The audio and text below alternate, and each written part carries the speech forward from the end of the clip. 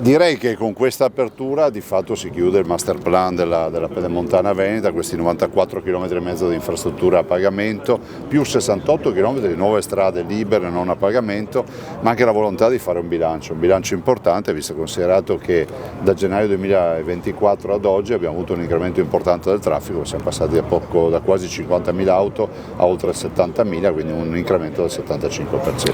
Dopodiché si continua con il nostro programma di opere, soprattutto di soluzioni puntuali, e attendiamo poi che arrivi il neonato, che è l'alta capacità, l'alta velocità, la TAV, che peraltro interessa anche questa inaugurazione di oggi. Ma intanto questo casello dà una riorganizzazione, un punto nero che storicamente c'era a prescindere dalla Pedemontana, quindi qua si riorganizza veramente tutto un territorio. Il mio pensiero va ai cittadini, un ringraziamento agli espropriati che sono molti, e questo intervento veramente risolve questo punto nero.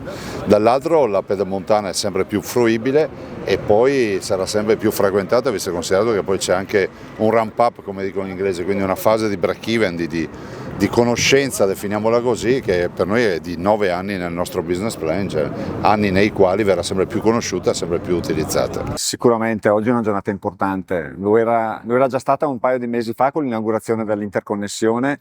Ci eravamo lasciati con l'impegno di chiudere entro giugno anche il casello, l'abbiamo mantenuto. Chiaramente l'interconnessione era un'opera che aveva una valenza più regionale, questa è più locale, ma sicuramente è importantissimo. Qui i flussi veicolari che escono e entrano nel casello di Montecchio sono veramente imponenti, superano i 2,5 milioni ogni anno, e quindi la viabilità locale era in sofferenza, e credo che con le due opere che si sono concluse ci sarà un beneficio non banale per il territorio. Allora, l'opera è durata più di 4 anni, è costata complessivamente più di 100 milioni di euro.